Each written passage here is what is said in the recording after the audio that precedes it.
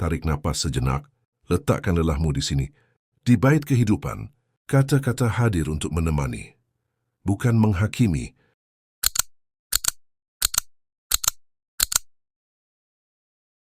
Ada hari-hari ketika hidup terasa berat.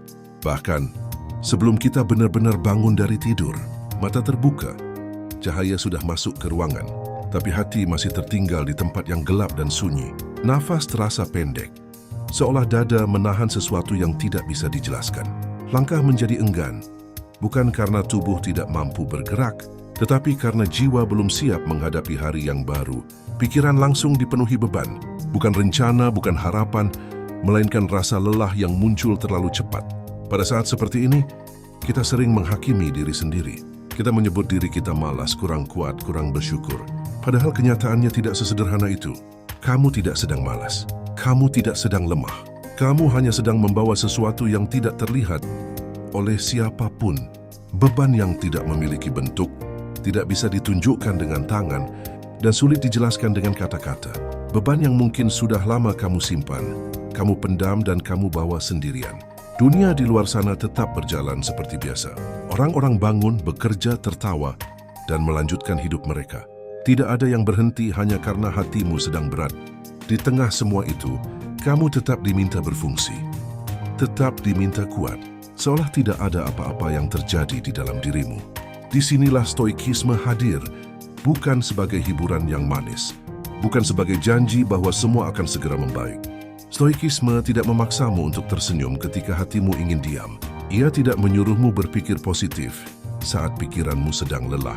Stoikisme datang dengan cara yang lebih jujur dan lebih manusiawi. Ia duduk di sampingmu, tanpa menghakimi, tanpa menuntut. Ia tidak bertanya kenapa kamu belum bangkit, tidak membandingkanmu dengan siapapun. Ia hanya berkata dengan suara yang tenang, "Aku tahu ini berat." Dan terkadang pengakuan sederhana itu jauh lebih menenangkan daripada 1000 nasihat. Stoikisme mengajak kita untuk tidak melawan rasa berat. Itu secara membabi buta. Ia mengajak kita untuk berhenti sejenak, menarik nafas perlahan, dan melihat apa yang sebenarnya sedang kita bawa. Bukan untuk mengeluh, bukan untuk menyerah, tapi untuk memahami. Karena seringkali, hidup terasa semakin berat bukan karena bebannya bertambah, melainkan karena kita menolak mengakuinya. Dengan memahami, kita memberi ruang pada diri sendiri. Dengan pelan-pelan, kita belajar bahwa bertahan hari ini saja sudah merupakan sebuah keberanian. Dan dari titik itulah, langkah kecil bisa kembali diambil tanpa tergesa, tanpa paksaan. Stoikisme tidak pernah menjanjikan hidup yang mudah. Sejak awal, para filsuf kuno memahami satu kenyataan yang sering kita tolak hari ini. Hidup memang berat. Mereka tidak membangun filsafat untuk melarikan diri dari penderitaan, tetapi untuk mengajarkan cara berdiri tegak di tengahnya. Dalam pandangan Stoik, kesulitan bukan tanda kegagalan pribadi. Masalah tidak datang karena kita kurang cakap, kurang berusaha, atau kurang layak. Masalah hadir karena kita hidup. Selama kita bernapas, kita akan bertemu kehilangan, penolakan, tekanan, dan rasa lelah yang datang silih berganti. Tidak ada kehidupan yang benar-benar bebas dari beban, dan tidak ada manusia yang sepenuhnya luput dari rasa sakit. Seringkali, yang membuat hidup terasa semakin berat bukanlah masalah itu sendiri, melainkan harapan kita bahwa hidup seharusnya berbeda. Kita berharap segalanya berjalan lancar, adil, dan sesuai rencana. Ketika kenyataan tidak memenuhi harapan itu, kita merasa dikhianati oleh hidup. Kita bertanya, mengapa ini terjadi pada kita? Mengapa harus sekarang? Dan mengapa terasa begitu tidak adil? Stoikisme mengajak kita berhenti sejenak dari pertanyaan-pertanyaan itu. Bukan karena pertanyaan tersebut salah, tetapi karena terlalu lama terjebak di sana. Hanya akan menguras energi. Hidup tidak pernah berjanji untuk ringan, dan ketika kita terus menuntutnya menjadi ringan, kita sedang melawan kenyataan. Anehnya, justru ketika kita berhenti berharap hidup menjadi mudah, beban itu mulai terasa sedikit berkurang. Bukan karena masalah menghilang, bukan karena jalan tiba-tiba menjadi rata, tetapi karena kita berhenti melawan apa yang tidak bisa kita ubah. Kita berhenti menghabiskan tenaga untuk marah pada kenyataan. Kita tidak lagi menganggap setiap kesulitan sebagai serangan pribadi. Kita mulai melihatnya sebagai bagian dari perjalanan yang memang tidak pernah bebas dari tantangan. Penerimaan ini bukan tanda menyerah, melainkan bentuk kebijaksanaan. Dengan menerima bahwa hidup memang berat, kita mengubah cara kita memikulnya. Kita menjadi lebih tenang, lebih sadar, dan lebih siap menghadapi hari demi hari tanpa harus terus bertanya, mengapa beban itu ada? Seringkali hidup terasa jauh lebih berat. Bukan karena apa yang benar-benar terjadi, melainkan karena cara kita memikirkannya. Kejadian pada dasarnya bersifat netral. Hanya terjadi. Namun di dalam pikiran kita, kejadian itu jarang dibiarkan apa adanya. Kita menambahkan cerita, memberi makna, dan menyusunnya menjadi narasi yang seringkali lebih menyakitkan daripada kenyataannya sendiri. Kita menempelkan ketakutan, penyesalan, dan dugaan buruk di atas satu peristiwa sederhana. Tanpa sadar, kita mengubah satu masalah menjadi beban yang berlapis-lapis. Pikiran terus bekerja, memutar ulang kejadian, mencari kesalahan, dan membayangkan kemungkinan terburuk yang bahkan belum tentu terjadi. Dalam pandangan Stoik, penderitaan terbesar bukan berasal dari kejadian itu sendiri, melainkan dari penilaian kita terhadapnya. Kita bukan hanya mengalami masalah, kita menghidupinya berulang kali di dalam kepala. Masa lalu kita seret kembali melalui penyesalan.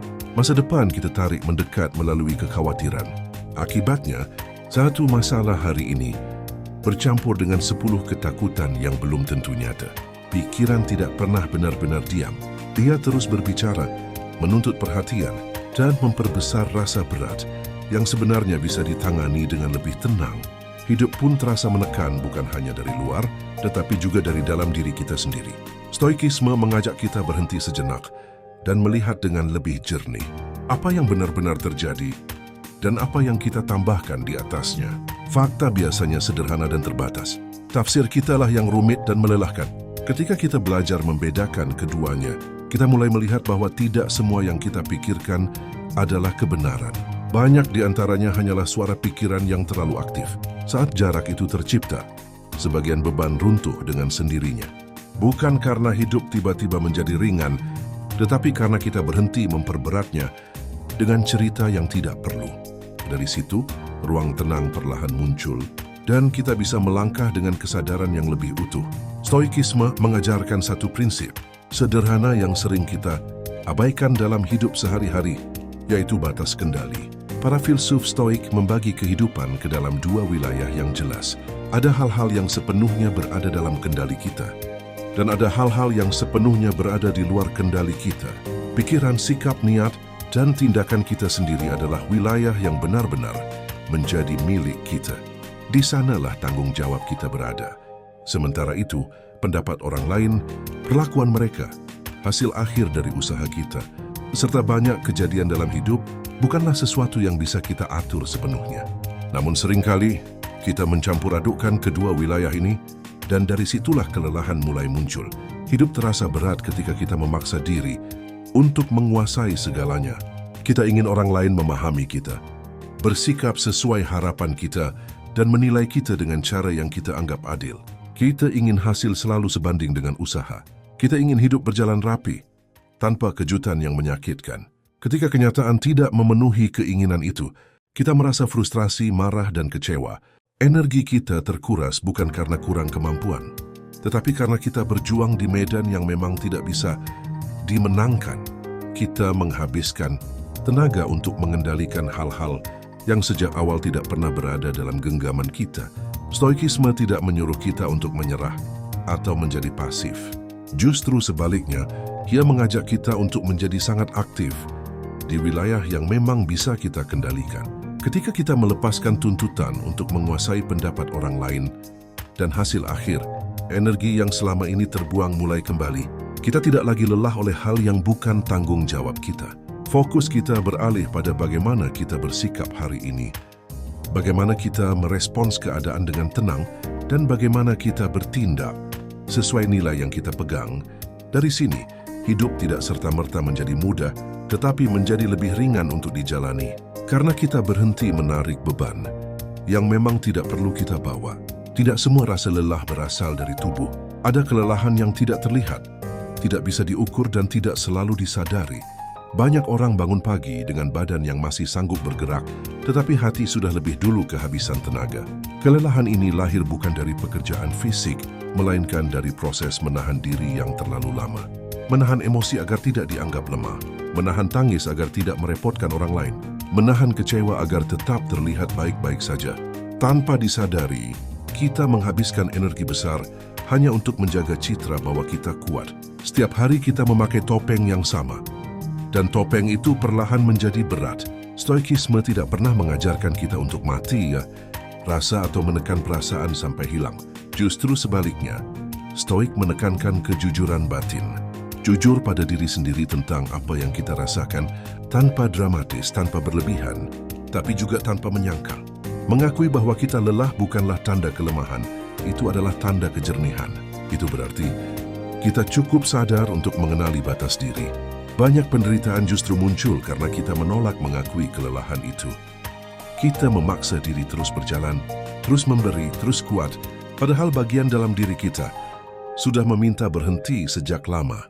Dalam pandangan Stoik, menyangkal kelelahan sama saja dengan menyakiti diri sendiri secara perlahan. Nah, kita mungkin tetap berfungsi, tetap menjalani rutinitas, tetapi di dalam ada bagian yang terkikis. Ketika kita berhenti menyangkal dan mulai mengakui bahwa kita lelah, sesuatu yang penting terjadi. Kita memberi ruang untuk bernapas, ruang untuk merasakan tanpa harus segera memperbaiki. Dari ruang itulah pemulihan pelan-pelan dimulai. Hidup memang tidak berhenti menuntut, tetapi kita bisa belajar untuk tidak selalu menjawabnya dengan paksaan. Karena kejujuran pada kelelahan bukan akhir dari kekuatan, melainkan awal dari ketenangan yang lebih dalam. Stoikisme mengajarkan satu prinsip sederhana yang sering kita abaikan dalam hidup sehari-hari, yaitu batas kendali. Para filsuf Stoik membagi kehidupan ke dalam dua wilayah yang jelas. Ada hal-hal yang sepenuhnya berada dalam kendali kita, dan ada hal-hal yang sepenuhnya berada di luar kendali kita. Pikiran, sikap, niat, dan tindakan kita sendiri adalah wilayah yang benar-benar menjadi milik kita. Di sanalah tanggung jawab kita berada. Sementara itu, pendapat orang lain, perlakuan mereka, hasil akhir dari usaha kita, beserta banyak kejadian dalam hidup, bukanlah sesuatu yang bisa kita atur sepenuhnya. Namun seringkali, kita mencampur adukkan kedua wilayah ini, dan dari situlah kelelahan mulai muncul. Hidup terasa berat ketika kita memaksa diri untuk menguasai segalanya. Kita ingin orang lain memahami kita, bersikap sesuai harapan kita, dan menilai kita dengan cara yang kita anggap adil. Kita ingin hasil selalu sebanding dengan usaha. Kita ingin hidup berjalan rapi, tanpa kejutan yang menyakitkan. Ketika kenyataan tidak memenuhi keinginan itu, kita merasa frustrasi, marah, dan kecewa. Energi kita terkuras bukan karena kurang kemampuan, tetapi karena kita berjuang di medan yang memang tidak bisa dimenangkan. Kita menghabiskan tenaga untuk mengendalikan hal-hal yang sejak awal tidak pernah berada dalam genggaman kita. Stoikisme tidak menyuruh kita untuk menyerah atau menjadi pasif. Justru sebaliknya, ia mengajak kita untuk menjadi sangat aktif di wilayah yang memang bisa kita kendalikan. Ketika kita melepaskan tuntutan untuk menguasai pendapat orang lain, dan hasil akhir, energi yang selama ini terbuang mulai kembali, kita tidak lagi lelah oleh hal yang bukan tanggung jawab kita. Fokus kita beralih pada bagaimana kita bersikap hari ini, bagaimana kita merespons keadaan dengan tenang, dan bagaimana kita bertindak sesuai nilai yang kita pegang. Dari sini, hidup tidak serta-merta menjadi mudah, tetapi menjadi lebih ringan untuk dijalani. Karena kita berhenti menarik beban yang memang tidak perlu kita bawa. Ada rasa sakit yang tidak bisa dijelaskan dengan kata-kata, dan itu tidak maparipi. Tidak semua yang kita rasakan memiliki bentuk yang jelas untuk diceritakan. Ada beban yang terlalu dalam, terlalu rumit, atau terlalu personal untuk diterjemahkan menjadi kalimat. Kita hidup di dunia yang sering menuntut penjelasan, seolah-olah setiap perasaan harus punya alasan yang rapi, setiap luka harus bisa dijabarkan, dan setiap kesedihan harus bisa dipahami orang lain agar dianggap sah. Padahal kenyataannya, tidak semua rasa sakit bekerja seperti itu. Beberapa hanya ada, menetap di dalam tanpa bahasa yang cukup untuk mewakilinya. Stoikisme mengajarkan bahwa kita tidak berutang penjelasan kepada semua orang tentang apa yang kita rasakan. Bukan karena kita menutup diri, tapi karena menjaga martabat batin. Ada perbedaan antara berbagi dengan orang yang tepat dan menjelaskan diri kepada dunia yang belum tentu mau memahami. Terlalu sering, kita memaksa diri untuk menjelaskan hanya agar diterima, dimengerti, atau tidak disalahpahami. Akibatnya, kita mengulang luka itu berkali-kali, membuka kembali hal yang belum siap kita sentuh. Stoik mengingatkan bahwa menjaga sebagian cerita untuk diri sendiri bukanlah kebohongan, melainkan perlindungan. Dalam pandangan Stoik, diam bukan selalu tanda kelemahan. Diam bisa menjadi bentuk kekuatan yang paling dewasa. Kekuatan tidak selalu hadir dalam suara yang lantang atau pembelaan. Stoik tidak mengejar hidup yang nyaman, karena kenyamanan bukan tujuan utama dalam pandangan mereka. Yang dicari adalah hidup yang bermakna, hidup yang dijalani dengan kesadaran, kejujuran, dan karakter yang utuh. Kenyamanan seringkali datang dan pergi, tergantung keadaan. Namun makna bertahan lebih lama, bahkan ketika keadaan sedang sulit. Para filsuf Stoik memahami bahwa hidup yang sepenuhnya nyaman justru jarang membentuk kekuatan batin. Tanpa tekanan tidak ada pertumbuhan, tanpa kesulitan tidak ada kedalaman. Karena itu, Stoik tidak terkejut ketika hidup terasa berat. Mereka melihatnya sebagai bagian dari proses, bukan sebagai kesalahan. Beratnya hidup seringkali menjadi tanda bahwa kita sedang bertumbuh. Meski tidak terasa menyenangkan, seperti otot yang terasa nyeri setelah latihan, jiwa pun merasakan sakit saat ia sedang menguat. Rasa tidak nyaman itu bukan musuh, melainkan sinyal bahwa ada bagian diri yang sedang dibentuk. Tentu saja, ini bukan pembenaran atas penderitaan yang tidak perlu. Stoik tidak memuja rasa sakit. Mereka hanya mengingatkan bahwa tidak semua rasa sakit harus dihindari. Ada tekanan yang datang bukan untuk menghancurkan, tetapi untuk menempa. Ketika kita melihatnya dengan sudut pandang ini, beban hidup tidak lagi sepenuhnya menakutkan. Kita mungkin tidak memilih semua beban yang datang dalam hidup. Banyak hal terjadi di luar kehendak kita. Kehilangan, kegagalan, penolakan, dan perubahan sering muncul tanpa izin. Namun Stoik mengingatkan bahwa meski kita tidak selalu memilih bebannya, kita selalu memiliki pilihan atas sikap kita. Sikap inilah yang membedakan antara hidup yang sekadar bertahan dan hidup yang memiliki makna.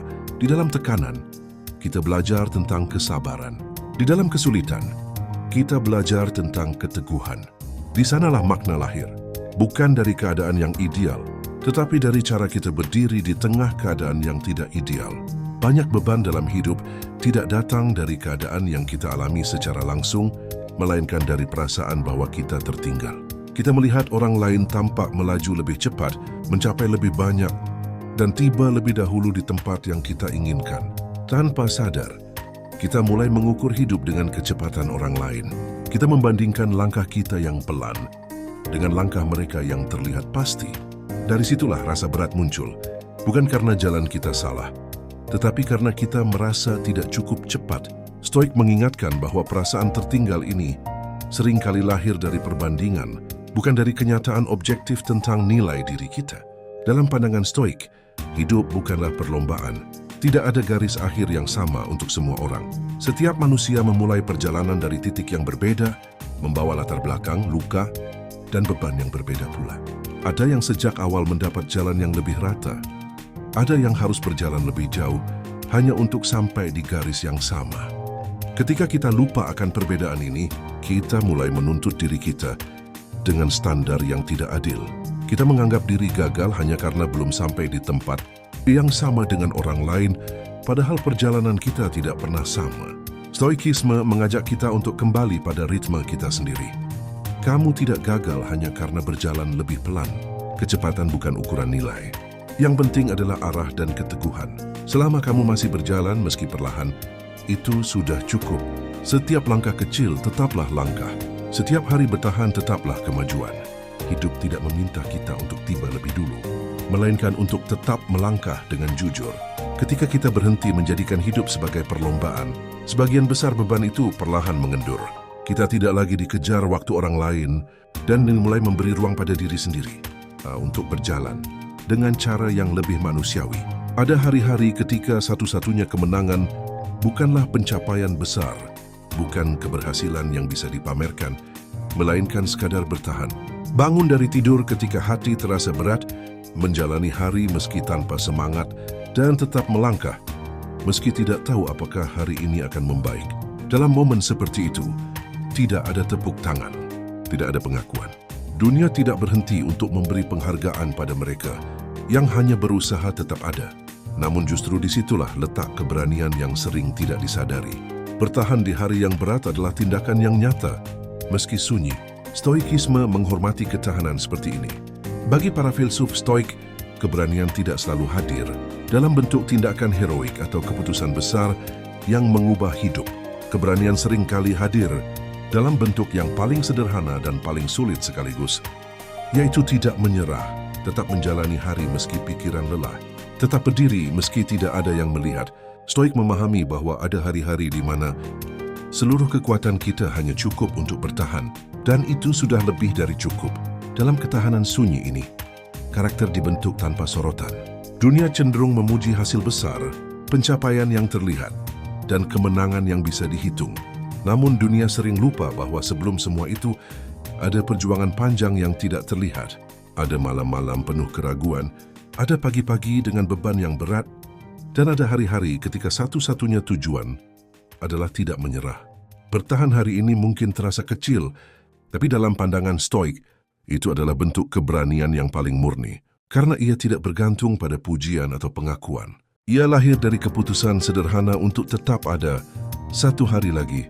Ketika hidup terasa berat, kita sering mencari solusi dengan menambah usaha, menambah tanggung jawab, menambah aktivitas, atau bahkan menambah harapan bahwa sesuatu akan berubah dengan cepat. Namun Stoikisme mengajarkan hal yang berlawanan. Kadang-kadang solusi terbaik bukanlah menambah, melainkan mengurangi. Mengurangi beban batin tidak selalu berarti mundur atau menyerah. Itu berarti menyadari apa yang benar-benar penting dan melepaskan sisanya. Mengurangi ekspektasi yang terlalu tinggi pada diri sendiri dan orang lain, sehingga kita tidak terus-menerus kecewa ketika kenyataan tidak sesuai. Mengurangi perbandingan yang melelahkan dengan orang lain, karena membandingkan diri dengan langkah orang lain hanya menambah rasa kurang, bukan kemajuan. Mengurangi keinginan untuk selalu benar, untuk selalu menang, atau untuk selalu terlihat sempurna. Karena hal-hal itu sering menimbulkan tekanan batin yang sia-sia. Stoik hidup sederhana bukan karena miskin ambisi atau menyerah pada keadaan. Ia sederhana karena sadar. Kesederhanaan adalah bentuk kebijaksanaan. Dengan sadar memilih apa yang benar-benar perlu diperhatikan, kita mengurangi energi yang terbuang untuk hal-hal yang tidak bisa dikendalikan. Dengan sadar menurunkan ekspektasi yang tidak realistis, kita menghentikan diri dari rasa frustrasi yang terus-menerus. Dengan sadar menolak perbandingan, kita membebaskan diri dari perasaan tertinggal. Semakin sedikit yang kita perlukan untuk merasa cukup, semakin ringan hidup terasa. Beban batin yang sebelumnya terasa berat, perlahan menyusut karena kita tidak lagi memaksakan diri untuk membawa hal-hal yang seharusnya tidak menjadi tanggung jawab kita. Kesederhanaan juga membebaskan kita dari hiruk-pikuk dunia. Saat hidup terasa berat, seringkali kita membiarkan dunia luar menambah tekanan, informasi, opini, tuntutan, dan standar yang seakan harus dipenuhi. Dengan hidup sederhana, kita tidak menolak dunia, tetapi kita memilih apa yang masuk ke dalam pikiran dan hati kita. Kita memberi ruang bagi ketenangan, bagi refleksi, bagi pemulihan. Hidup yang ringan bukan berarti bebas dari kesulitan, tetapi bebas dari beban yang tidak perlu. Semakin sedikit yang kita inginkan, agar merasa cukup, semakin jelas kita bisa melihat apa yang benar-benar berharga. Dan dalam kejelasan itu, kita menemukan kedamaian yang tetap ada, meskipun dunia berisik dan hidup terasa berat. Satu hari buruk tidak pernah menentukan seluruh hidupmu. Bahkan jika serangkaian hari buruk datang berturut-turut, mereka pun tidak mendefinisikan siapa kamu sebenarnya. Hidup bergerak dalam gelombang. Ada naik, ada turun, ada saat-saat ketika semuanya terasa ringan, dan ada saat-saat ketika setiap langkah terasa berat. Seringkali kita membiarkan hari-hari yang sulit itu melekat pada diri, seolah mereka menjadi identitas kita. Kita mulai berpikir, aku selalu gagal, atau hari-hari seperti ini menunjukkan siapa aku sebenarnya.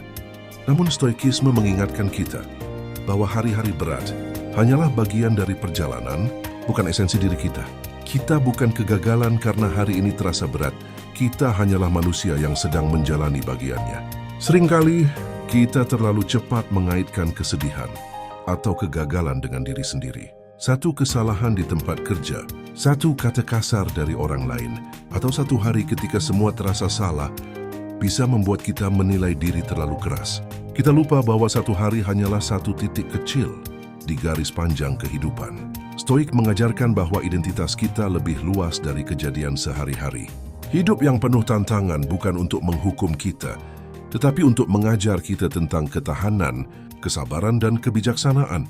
Ketika kita berhenti menjadikan hari buruk sebagai definisi diri, kita mulai memisahkan beban dari siapa kita.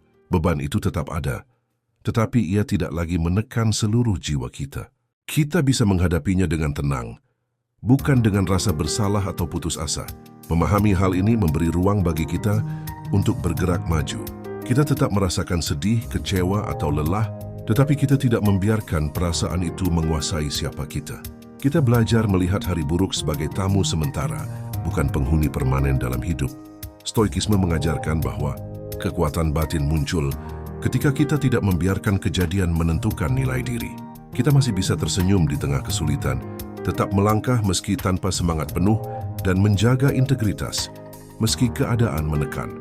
Dengan cara ini, setiap hari buruk bukanlah tanda kelemahan, melainkan kesempatan untuk mengukir karakter dan kebijaksanaan. Kamu bukan kegagalan karena hari ini berat. Kamu hanya manusia yang sedang menjalani perjalanan yang kadang berat, kadang ringan, dan tetap layak dihargai. Jika hidup terasa berat hari ini, percayalah kamu tidak sendirian. Ada begitu banyak orang yang mengalami hal serupa, meski tidak terlihat dari luar. Kadang batu dia menuntut kita untuk terlihat kuat, tersenyum, dan seakan tidak ada yang salah. Namun kenyataannya, di balik senyum itu, banyak hati sedang menahan beban yang tidak terlihat. Stoikisme hadir, bukan untuk menghapus beban itu, bukan untuk menjanjikan hidup tanpa tekanan atau rasa sakit. Stoikisme hadir untuk mengajarkan cara membawa beban itu dengan tenang, dengan kesadaran penuh, dan dengan penerimaan yang bijak. Ia tidak memaksa kita untuk langsung merasa ringan, tetapi menuntun kita untuk menemukan cara menanggung beban itu sedikit demi sedikit, langkah demi langkah, pelan-pelan, satu hari, satu nafas. Begitulah stoikisme mengingatkan kita bahwa perjalanan hidup tidak harus tergesa-gesa. Tidak perlu menuntut diri untuk sembuh, untuk kuat, atau untuk beres dalam sekejap. Setiap hari memiliki ritmenya sendiri, dan setiap napas adalah kesempatan baru untuk menyadari bahwa kita masih bertahan. Mengambil waktu untuk mengakui bahwa hari ini berat bukanlah tanda kelemahan, melainkan tanda kesadaran. Dengan satu napas kita menenangkan pikiran. Dengan satu langkah kecil, kita melanjutkan perjalanan. Stoikisme mengajarkan bahwa tidak apa-apa jika kita berjalan perlahan, selama kita tetap berjalan. Jika narasi ini menemanimu hari ini, simpan video ini sebagai teman. Dengarkan kembali saat hidup terasa terlalu bising, saat pikiran terasa penuh, atau saat hati terasa berat. Jangan merasa terburu-buru untuk memahami semua, untuk memperbaiki semua, atau untuk terlihat baik di mata dunia. Kita tidak berlari, kita tidak bersaing dengan siapa pun. Yang penting adalah kita tetap bertahan, kita tetap hadir. Kita menghadapi hari demi hari dengan ketenangan dan kesadaran. Stoikisme mengajarkan bahwa kekuatan sejati muncul bukan dari hasil besar, tetapi dari kemampuan untuk tetap ada, untuk menanggung beban, dan untuk bergerak pelan namun mantap. Kita bertahan dengan tenang. Satu hari, satu nafas, satu langkah pada satu waktu, hingga suatu saat kita menemukan bahwa beratnya hidup tidak lagi menekan, tetapi menjadi bagian dari perjalanan yang menguatkan jiwa.